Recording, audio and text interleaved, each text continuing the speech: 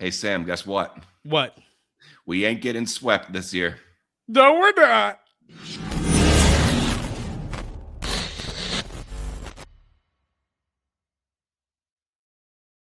Praise Jesus, we aren't getting swept. For the Oh record, my God. I know the last series we didn't get swept either, but this series, it feels a little bit different. We're at least going to 5 games, though, Andrew. At least this one felt different because the win over Florida last year felt like, okay, they finally did it, and then they just couldn't keep the momentum going. This one, Carolina dominated like 98% of this game.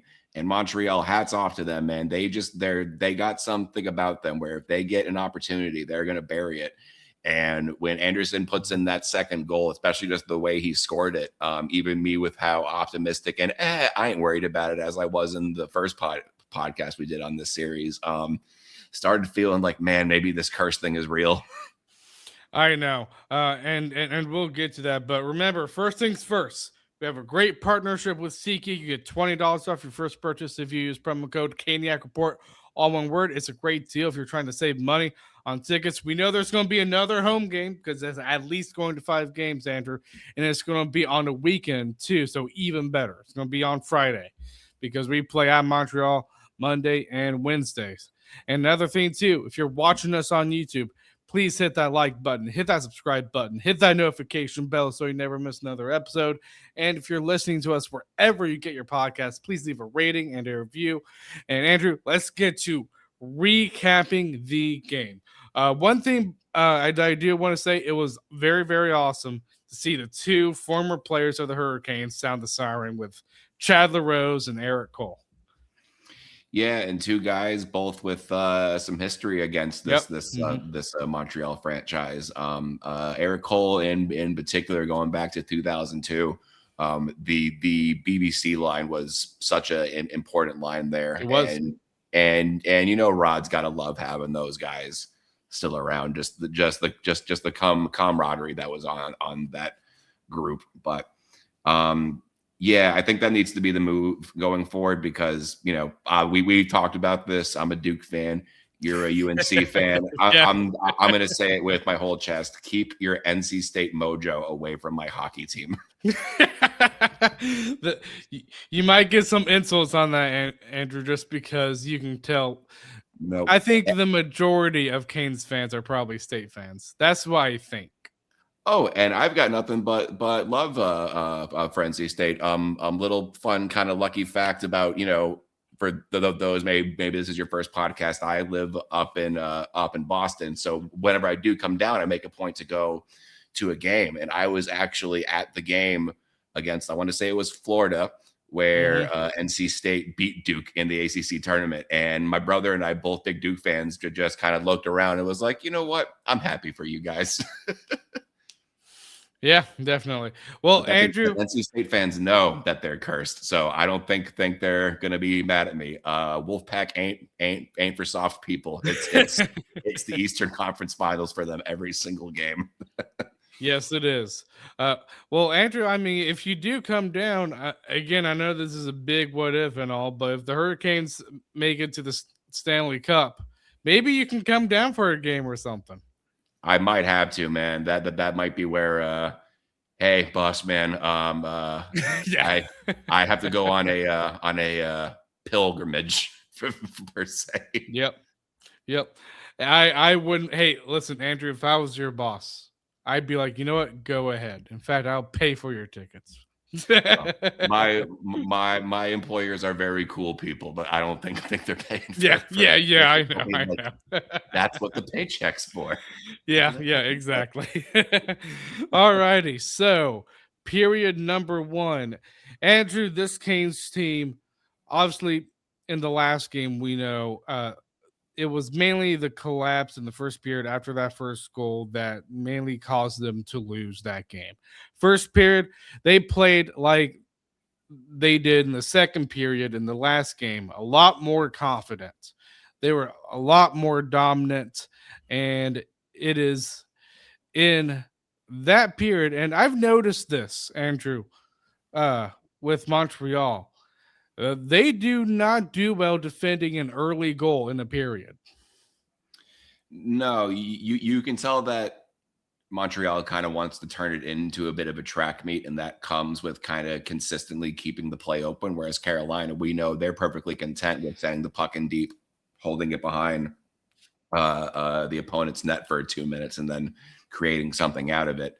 So I think in this game, whereas in game one, you saw in particular from guys like Miller and Slavin, um, maybe it's just because they were too well rested and had too much gas in the tank. Maybe it's because they saw things from their teammates and felt like they had to compensate. They just weren't playing within their structure. And the first goal was obviously big, but the biggest takeaway I noticed off the jump is that from Slavin down to a Nikishin, the blue line was just so much more dialed in this game. Oh, they were, and you can tell that they had to be dialed in because if you're down 2-0 in the series heading to Montreal, then you're going to be like Colorado, who was already in that situation, and that's not going to spell well for the Hurricanes. You could probably definitely see a sweep coming if you're down 2-0 in that series, but in that first period, beautiful tip in goal from Eric Robinson, and I know we already talked about that line before we recorded, Andrew. But if we had to talk about any lines that were really, really good, I think the Jankowski line was the best line tonight. Yeah, and I'm gonna give you a pat on the back here. You called the sweep against Philly, and then your X factor you called for Eric Robinson. So I uh, did. Sam Wallace knows puck, but I'm gonna give myself a little bit of a shoulder dust off and said I called for Carrier, who's been mixing it up too. That fourth He line, has. um, I thought all four lines played really well. Obviously, that top line needs to bury some of these chances. At least they're actually generating chances now, so that's a super positive sign in my eyes. But the Jankowski line, man, way to carry the team with your limited ice time, given that you're the fourth line. But they're noticeable every single time they touch the ice. Oh yeah, they have been. They're both. You can tell they're very dialed in. And another thing too, like with how Montreal plays, Andrew. I mean, we know the Jankowski line. I mean, I know all the lines play that same structure type of game that Brendan Moore implements into the system. But it seems like, in particular, that Jankowski line, part of the reason why it does so well is because it's a grinding line. And I feel like Montreal, whatever line they have on the ice, it just doesn't do well against a grinding line like that. Yeah, they're almost sort of like a diet version of when Jesper Foss was on the team, and that Yep. was the stall line with Foss, Stahl, and Martin Hook. Obviously, Ehlers on that line changes the dynamic of that line completely. And I mean, Yes. I suppose it's working out based on how this game went. But the way they play, it's entirely north-south hockey. Carrier is a monster. I would not want to see that man coming towards me. That dude is just a tank. And then Jankowski's got an underrated skill set. And then Robinson is he reminds me a little bit of Warren Fogle in that if he can fine tune the finesse side of his game a little bit, I don't think that that's a long term fourth line player. I think he's better than that. He just has to get a couple of centimeters better on his shots.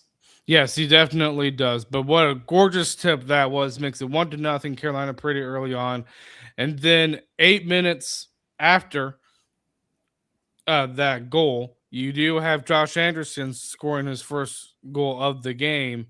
And I mean, at least it wasn't 10 seconds after the Eric Robinson goal, but still it's tied 1-1, and you're like, oh no, what do you think of that goal? I thought that Josh Anderson showed you why, even though he's had some lulls in his career, why Montreal has wanted to keep him, because he's a playoff type player.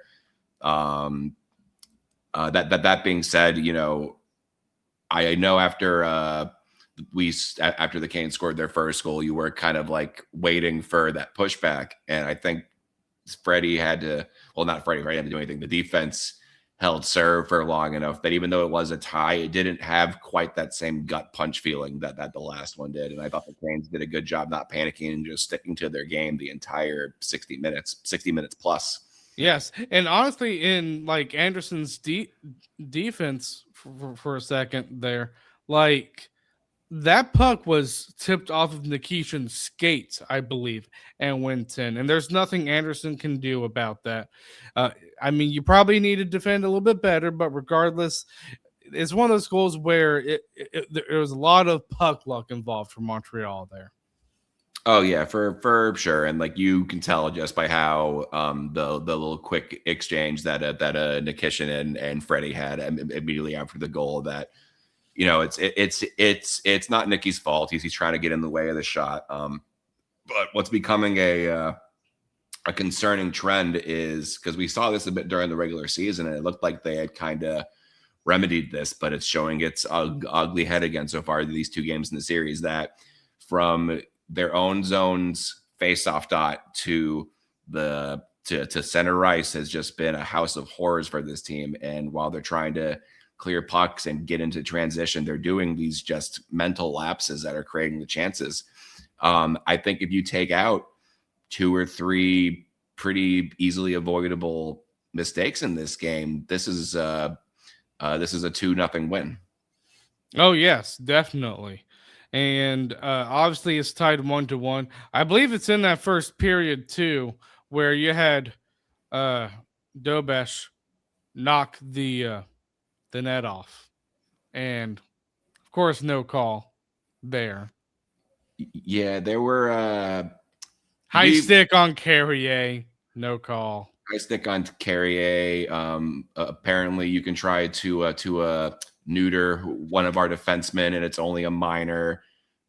Just all kinds of stuff like that. And we've talked about the officials more than I would like to in these playoffs because as much as they need to be better, to officiate this game is so incredibly hard. I think Rod's been calling for the solution for a few years now. They need to take one of the officials off the ice and go for more of a eye in the sky official. But this was the first game where I kind of couldn't help but feel like, so the NHL really wants a Canadian team in the Cup Finals because there were just some things they were letting them get away with that I think that were just unacceptable, and in particular the Dobesh pushing the net off the moorings with little to no help. And I know I was seeing on like Twitter a lot of Montreal fans being like, oh well, it obviously wasn't on there all the way, it came off super easy. Cool, well if that's how we're gonna decide what's a penalty not, then I don't think Logan Stankoven should have gotten called for a interference on the odd man rush, because no, he shouldn't have. If you're letting a tiny guy like that push you out of the way, you moved too easy. Exactly. That's very good argument right there. But yeah, it's frustrating. And honestly, this game did remind me of not one game, but I think pretty much all the games against Boston in the 2019 Eastern Conference Final, because officiating I thought was just so bad in those games. Yeah, and here's, so we're frustrated with the officiating, and I'm gonna have to air out some grievances with the coverage of it, is because the big thing I remember from that series, along with the officiating, but the argument you kept hearing in those early Boston series, where don't get me wrong, Boston was the better team. I think the Canes got the result that they should have. But there was always that argument of, oh, well, guys like Bergeron have earned those calls. And you see that a lot in sports, where like veteran guys do kind of get the benefit of the doubt. At this point in what Carolina's done, I don't see, if that's an argument you're going to make, how is Carolina not one of those teams? Yeah, because they made the playoffs for so long. They're basically playoff veterans. So exactly. I don't get it. Exactly. And I am not calling for that. I don't want preferential treatment. I want it to be a straight up game. The refs are going to make mistakes. This is a super fast game, but with no traffic in front, Canes are kind of buzzing in the offensive zone, and he just pushes the net off the moorings. And then if I remember correctly, because I was pretty early on in the game, that went from being Carolina had them hemmed in to that was one of the few times that Montreal kind of started to generate something. So it wasn't a inconsequential play. Yeah, it really wasn't. I know we already mentioned that spearing in the second. Well, Hurricanes did score their second goal of the game in that period too, because Ehlers, Andrew, my gosh, what a filthy play he made by getting around what, like two Montreal players and all while doing some spinning, finessing, and he just shoots it while Dobesh is trying to switch from the center of the goal crease to, I believe, the far right post, and he leaves the 5 hole open, and Ehlers scores on that. What a beautiful goal. And you know, Ehlers, he's such a gamer, man. When he scores, he's happy about it. I love it. Yeah, he's a hard guy not to root for. And I think it's time we need to really start pushing the narrative about Ehlers being truly one of the best pure skaters in the game right now, because that's what that was. I mean, his puck It handling was. is crazy. I think, even though the power plays had some struggles in these postseasons, his wall in that bumper spot has been incredible. But do I think Ehlers alone makes it so that we can say that Carolina has the same high-end finesse talent that Montreal does? No, quite frankly, no. But Ehlers closes that gap significantly. And while, obviously when you move on from a guy like Marty Nashis, who has absolutely been crushing it in Colorado, having Nathan Not McKinnon, this series. not this series, but I mean, uh, can't say that we didn't warn y'all that this is what happens when it starts to get a little bit more physical. Ehlers doesn't shy away from it, which is funny because Natchez, despite how he plays, Natchez is a big dude. Ehlers is not, but there's so many guys on this team that are just little pit bulls, no fear. Oh yeah, definitely. And I mean, when I see that play, like I, I mean, I'm very happy for Ehlers that he gets the goal. It's funny because, like, I mean, you look at the actual shot. Like, I mean, that shot was probably a mid-tier type of shot, but it was the skill, it was the work ethic that got him to be in that opportunity to shoot that really made that goal score. And it's one of those things where, like, I look at guys like Aho, Svetch. I think we've seen a little bit of it from Svetch, but I like to see more of those confident type of strides and moves like Ehlers did uh, when Aho has the puck or when Jarvis has the puck. I think we've seen it from Svetch a little bit. It's just Mm-hmm. I like to see more of that confidence, you know?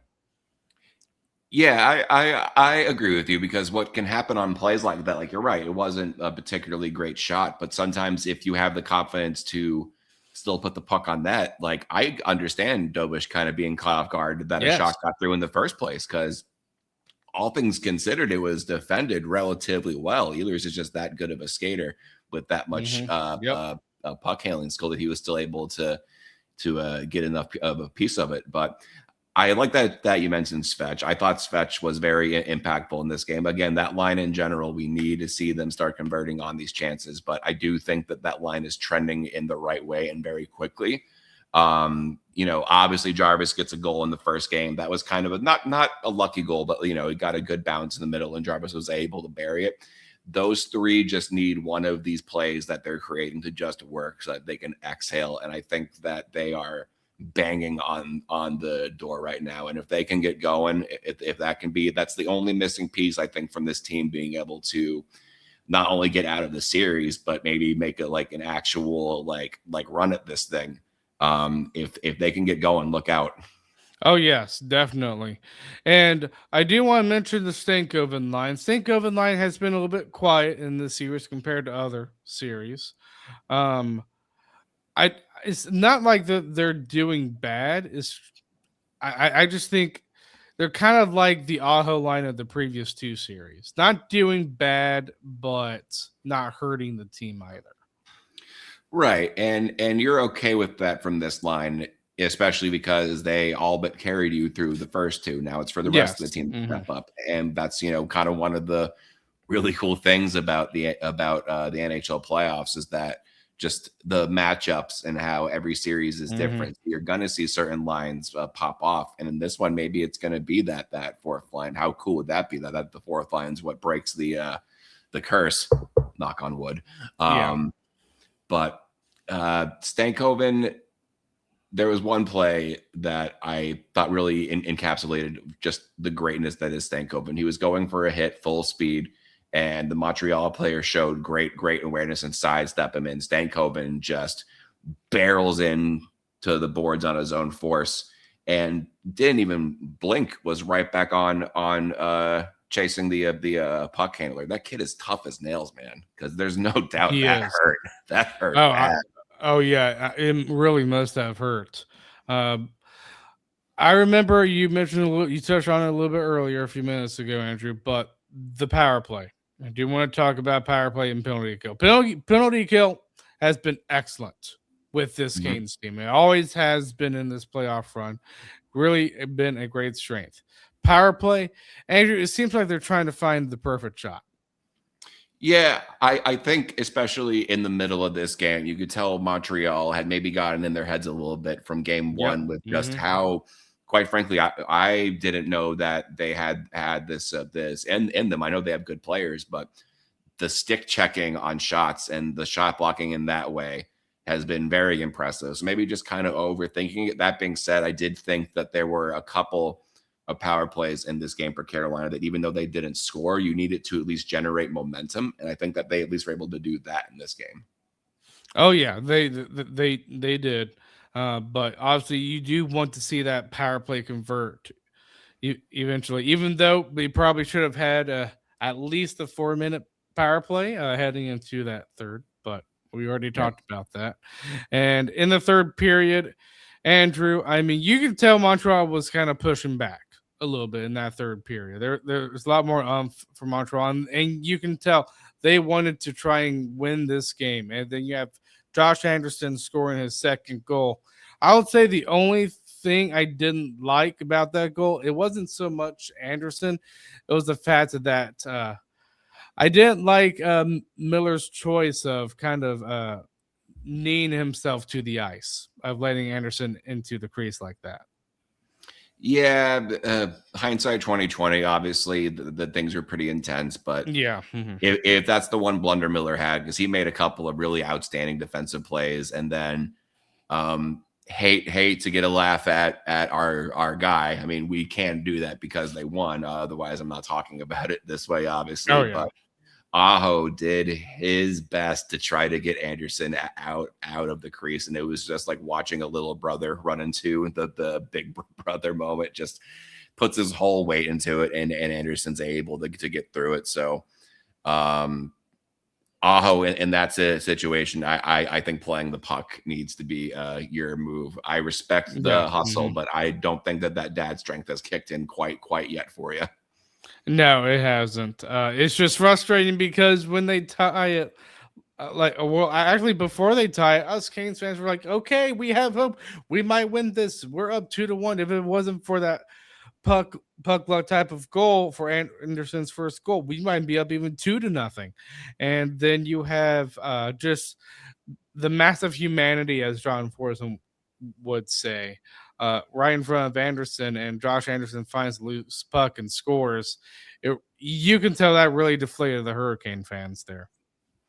Oh, for sure, because the game shouldn't have been that close. Nope, You it you shouldn't. make one blunder in the first period, and now the one really kind of legit goal that Montreal had in this game winds up being a tying goal. And at that point, it's kind of understandable if whether it's us as fans, players, Yeah. and even the media being kind of like maybe there really is something to this curse, because if they lose this game, because again, 98% of this game, Carolina dominated. I think that even if the score had standed 2-1, my takeaway would have been that that was a misleading score about what we actually saw in this game. Oh, it kind of is because again, like I agree, the Canes were dominant. It's just the theme of this game, and I know we won. And that's the most important thing in playoffs is you winning these games and getting these goals. But at the same time, like last game, it was the first period. This game, the thing that you need to improve on, the chances. You just gotta bury those chances. Mm-hmm. Yeah, and hopefully winning one, as silly this is going to sound, just because of how that first game went, because of how that tying goal went. you managed to get a win in an Eastern Conference Finals, Yes, and you it do. wasn't when you were down 3-0 and now you're going to try to pull off some miracle run. It's no, you won a game that you should have won. And how many Exactly. times have we seen this team fail to do that? So hopefully they're taking a breath right now because they can exhale and be like, okay, this narrative's done. Now we know that our style of hockey can beat this team. We have to, I don't know how else to say it other than pay more attention when you're clearing the puck when you have Yes. a minute. Because that's what's been frustrating about it is it's not even like it's the Montreal forecheck causing these mistakes, is it's just kind of mental blunders. And Montreal just has that high-end skill that if you give a guy a chance, they're going to bury it. And Yeah, that's they are. It took been, 8 shots for them to score 2 goals. yep. And I, the goaltending narrative is always going to be tough because people, I think, they look at the box score too much when it comes to goaltending. Like, oh, well, that's, a sub 900 save percentage. Freddie obviously played a bad game. It is so hard to stay sharp when you're going 10 plus minutes without seeing any action. Exactly. And a lot of those shots that Montreal got were all great chances. Freddie made some big saves tonight, man. Oh yeah, he did make some big saves. I think there was a Texier shot either in the second or third period where I could have seen that coming in, but he was able. It was like one timer type of shot, and he was able to uh, save it. So he definitely made a couple of great saves. And then after we get to overtime, emotions are high from us Hurricanes fans. You don't know if you're going to win. If you lose it, you're down 2-0 heading into Montreal. You do not want that to happen. But then you have hope. You have Ehlers coming in with a great pass from Jankowski. And he kind of comes in a little bit all alone, sort of all alone, because you do have a little bit of a Montreal player almost a little bit next to you. But what a shot that Ehlers made to win the game. Such a great goal. Yeah, great goal and a great moment for the first year Hurricane Ehlers, who has just Yes. really put his stamp on this franchise in his still, fairly new time here. Um, Such a gamer, such a great skater. And you love to see guys like that get rewarded. So, the goal this offseason was to, that there wasn't really the super big fish to be had, but what can you add that's going to make what you have better? What's going to make the system work better? And it's nice to see that it was Ehlers kind of get us this first Eastern Conference win because he has been an immediate fit. And I've obviously you don't need to be a rocket scientist to know that adding a Nick Ehlers to your team is the right move. But Oh, yeah. there's no doubt that that Tulski had this guy circled for months leading up to this offseason, and you can see why.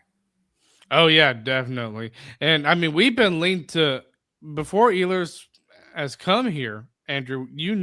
We've been linked to Ehlers for multiple years, and Mhm. we finally got him. And boy, you can tell he has made Carolina his home, and he is just doing so well. 2 goals in this game.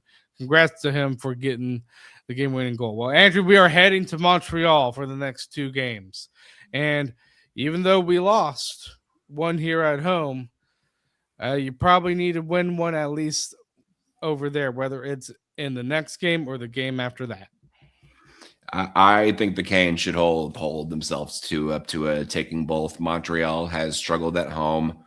I think Montreal got a bit of a reality check tonight about this is what Carolina actually looks like because it's Hmm. it's it's understandable how that first game with it they could be like, oh, maybe we are just able to outskill these guys. No, you're not going to get a first period where Keandre Miller and Jacob Slavin both forget how to play hockey because a minus Yep. three Jacob Slavin, that's never happening again. That was your No, one it's chance not. at this. And if Carolina cleans up the little mental mistakes in their own end, if they're going to hold this Montreal team that few shots, granted, Yep. there's one team that has proven this take wrong already. It's them winning a game 7 with 9 shots on goal. But Yeah. uh, Carolina's structure, their experience, their discipline, for lack of a better term, I think you saw that they should win this series. I think that as a collective team, they're just superior. Yeah, and it seems like every game 2 in every series somehow, Andrew, goes to overtime. Yep, it's been a trend. I mean, game two, Yes. the first game is always like, two boxers kind of feeling each other out. Oh, it is. I think in that third period, and this isn't a takeaway from the impressive job that Montreal did taking away shots for Carolina, but you almost kind of felt that there was a bit of all right, we messed up. You guys got us in this one. I thought that they played really physical in the third period of game one, and then that carried over into this one. It was a mental mistake that made this even a game. I think if they clean it up and play like this consistently, I think that they should be able to handle their business, especially if the Aho line can keep building towards what they're capable of. Yes, definitely. Gotta convert on those chances. So, Andrew, what a very, very great win. And Ehlers, 2 great goals. My gosh, he was just excellent. I'm really happy Carolina at least won one game at home. Yep. Now I'm gonna go blast some Sugar Ray and listen to Fly on repeat. If you don't get that joke, then it is past your bedtime.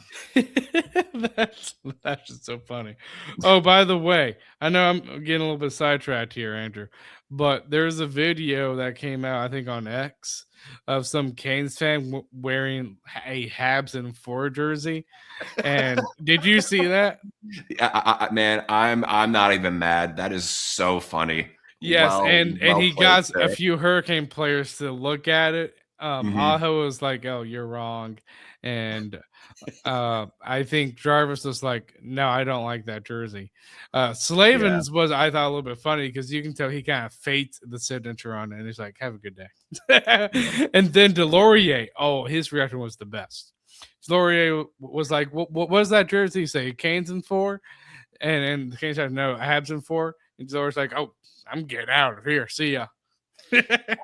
Man, if you have the gumption to look a Nick Delorier in the eye Yeah. and still say your joke, you have props for me. Yes, you do. Obviously, we knew that he was just a terrifying man, just based on the fights. But there was that picture going around of him just in the locker room next or in the hallway walking into the game a few games back. Mhm. That is a that is not the guy at the bar that you walk up to and go, "Hey, knock knock." Yeah, yeah, leave, he is leave that man definitely not alone that guy. Yeah, if you you're leave that not man trying out alone. your new material on that dude. Yeah, exactly. Alrighty. Well, Canes win game number 2. And series is tied 1-1, and we will see you guys after game number 3.